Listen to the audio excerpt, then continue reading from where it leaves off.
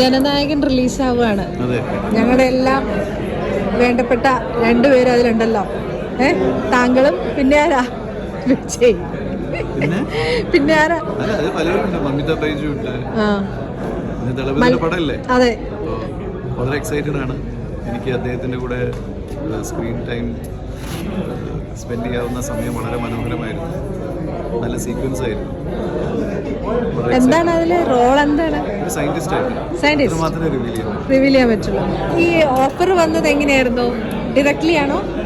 അതെ, ഞാൻ കമ്പനിയിൽ നിന്ന് ഇങ്ങനെ വിളിച്ചിട്ടാണ്. ഡയറക്ടർ വിനോദ് പ്രൊഡക്ഷൻ മാനേജർ വിളിച്ചിട്ട് പറഞ്ഞു ഇങ്ങനെ ചിലപ്പോൾ വിളിക്കും, അങ്ങനൊരു ക്യാരക്ടർ ചെയ്യാനാണ്.